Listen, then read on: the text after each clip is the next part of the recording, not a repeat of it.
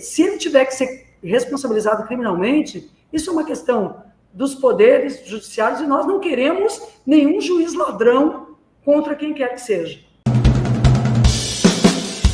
Eu queria te perguntar o seguinte, como balanço, porque a gente não se falou nesse período, do que foi esse 1 mês e 9 dias aí, esses 40 dias de governo Lula. A gente completa hoje 40 dias de governo, já vivemos um golpe de Estado, eu chamo de golpe, né? Porque assim, tomaram o Palácio do Inverno, eles tomaram o Supremo, o Congresso e a sede presidencial, no Palácio do Planalto.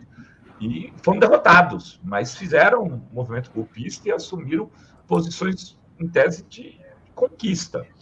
E tivemos muitas outras coisas, piso da educação, que a gente também só fica falando, às vezes, das coisas ruins. Mas piso nacional da educação, ontem eu falava com o ministro Marinho aqui, uma grande conquista. Hoje eu vi o Lupe está lançando, eu até falei, o Lula, pus o cartão do Lula, cartão beneficiário do Lula. Muito interessante, vai ter desconto em farmácia, vai ter desconto em viagem aérea para idoso, pensionista. Tem coisas se movimentando na área de cultura, na área de saúde, já o programa de vacinação avançando. Mas queria te ouvir, o que você poderia falar desses 40 dias, Rosário? Bem, Rovai, o primeiro período, desde os 2 períodos que tivemos, desde a vitória de segundo turno até a posse e da posse até agora, foram períodos de atacar o golpismo, de impedir golpes. E eu tenho uma opinião muito semelhante à do Rovai quanto ao ataque do 8 de janeiro e outros também, que ao longo desse período aconteceram, que foram tentativas objetivas de impedir e até de destituir o governo eleito. A tentativa de tomada do Palácio do Planalto, do Supremo Tribunal Federal e da Câmara dos Deputados, que ontem completou 1 mês, foi em 8 de janeiro, ela só não teve uma efetiva e objetiva resultado de deposição do governo por alguns fatores que nós conseguimos construir antigolpistas. Mas foi preciso agir contra os golpistas. Então, não sejamos ingênuos. Eles estão à espreita para tentar desestabilizar, atacar e depor o governo eleito, o presidente Lula. Fizeram isso, inclusive, de forma violenta. A extrema-direita no país saiu do espaço da internet e mesmo do ataque verbal para uma ação terrorista, para uma ação predatória. Hoje, eles são isto no Brasil. Por isso, de certa forma, o grupo mais à extrema-direita tenha se isolado neste processo. E aí foi extremamente importante a unidade entre os poderes, os chefes dos poderes, e aqui é relevante a vitória no Senado Federal de Rodrigo Pacheco, agora, apesar de fustigado e disputado o próprio Senado pelos setores golpistas com Rogério Marinho, e foi importante a aliança que nós produzimos em torno do presidente Lira, na Câmara dos Deputados, para conseguirmos ter a governabilidade em um espaço até então hostil. Vamos ter em conta que tanto Pacheco quanto Lira tiveram posições contra a tentativa de golpe do dia 8 de janeiro, um golpe que não era somente aquelas pessoas insanas e aquela horda também profissional da destruição, que não foi algo não planejado, não foi apenas uma horda que chegou ali. Tinham endereços marcados dentro do Palácio do Planalto, dentro da Câmara dos Deputados e do Supremo Tribunal Federal contra símbolos políticos, e aí um deles, inclusive, a bancada do PT, os plenários, para que o governo, se fosse ingênuo, tivesse instalado uma GLO, uma garantia de lei e ordem, passando o poder do Distrito Federal para os militares estes que estavam em muito, isso precisa ser analisado com toda a profundidade, para que sejam identificados aqueles que estavam também dentro do movimento golpista.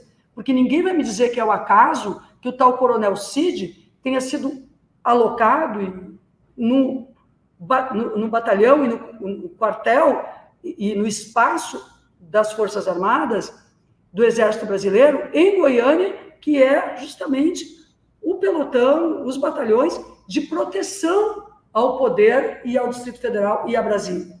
Ele que estava lá dentro do Palácio do Planalto, inclusive manejando a retirada de dinheiro no cartão corporativo para a entrega à primeira-dama e a todas as denúncias que estão acontecendo.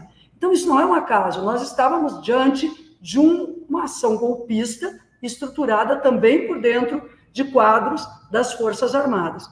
No entanto, a Aeronáutica e a Marinha não foram juntos, não há apoio internacional, o presidente está se dirigindo hoje aos Estados Unidos para a conversa com Biden, não houve apoio internacional ao golpismo, muito pelo contrário, houve um isolamento e os poderes reagiram a isso.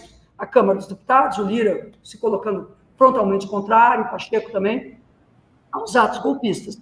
O que não pode acontecer agora é a anistia, que seria igual à impunidade.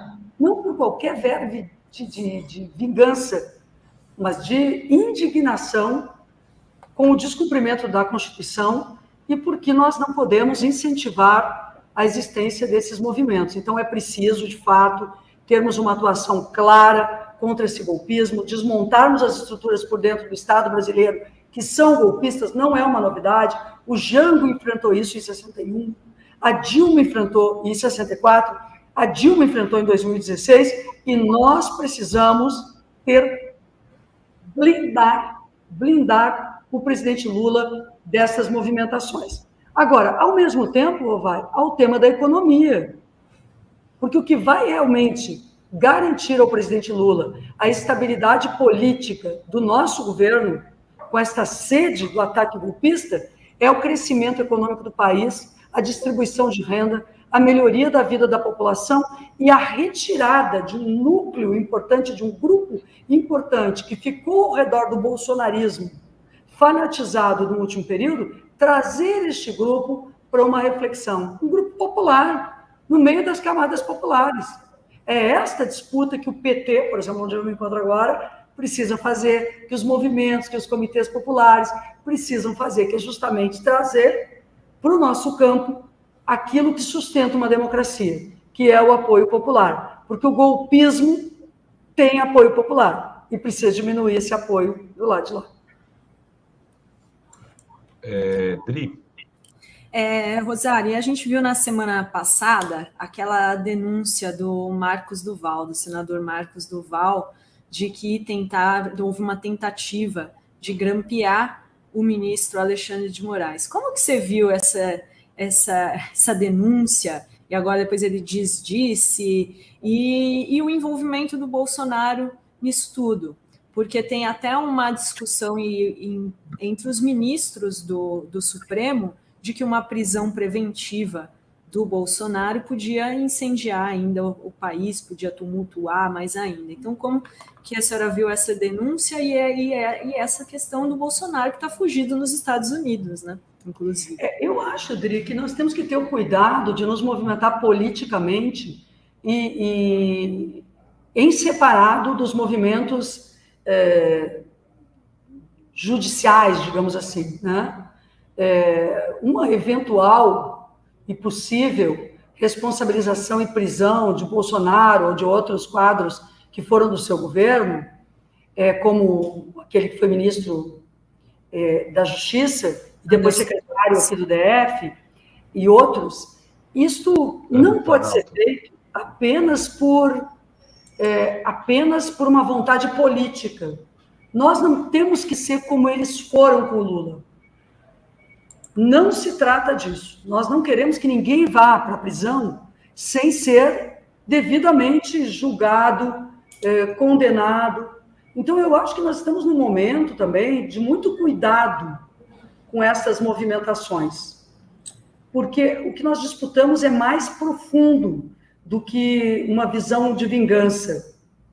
Eu avalio que existem elementos de sobra para a responsabilização criminal do ex-presidente da República, seja em relação agora aos Yanomamis, um genocídio efetivo, com a caracterização clássica da tentativa de extermínio de um povo, ao outro genocídio, que foi o da própria Covid, mas aí numa observação e conceito mais amplo, porque amplia o conceito de genocídio a uma população como um todo. Ali existe muito mais a leniência, a negligência, o crime de responsabilidade diante daquilo que deveria ter sido feito e não, e até existem atos de corrupção que podem ser, mas eu não iria por esse discurso da corrupção disso ou daquilo, eu iria realmente que, se ele tiver que ser responsabilizado criminalmente, isso é uma questão dos poderes judiciários, e nós não queremos nenhum juiz ladrão contra quem quer que seja, que foi o que aconteceu contra o Lula.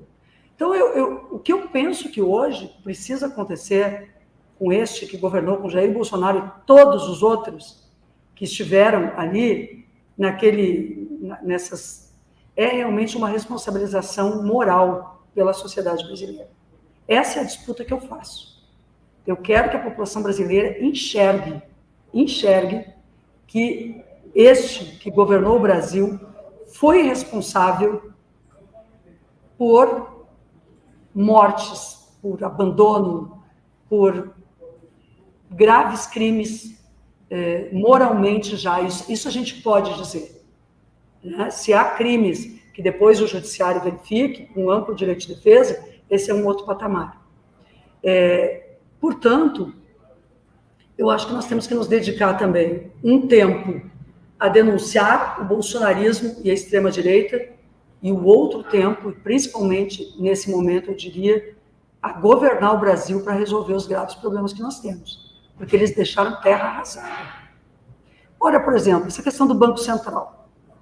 Nós vamos continuar com essa autonomia do Banco Central, que impede o presidente e o ministro da Economia de ter uma política econômica para o crescimento? Eu acho que a gente tem que pensar sobre isso. Eu vejo que nós deveríamos fazer maioria, talvez, para reverter, em tudo que for possível, essa autonomia que é criminosa contra o país. A situação da reforma tributária. Ontem, o ministro Haddad disse que só com a votação das PECs que estão na Câmara e no Senado, nós já cresceríamos a economia brasileira em 10% do PIB, que é uma reforma tributária sobre o consumo. Se nós agregarmos 10% ao PIB com estas votações, quanto nós conseguimos atender da população? Então, o que eu vejo é que estes elementos precisamos dar conta disto, porque nós temos que rapidamente incluir os pobres no orçamento e assegurar que as pessoas que estão tendo dificuldade para fazer o seu supermercado tenham a condição de comprar mais no Brasil, encher sua geladeira, que é aquilo que o Lula disse, fazer suas refeições, colocar a criança na escola. Nós temos que ter isto, melhorar o SUS. Isso tudo eu acho que tem que ser junto com a disputa política do país mais anti-bolsonarista. É a gente mostrar o que vem. Eu acho que o Lula é um pouco isso.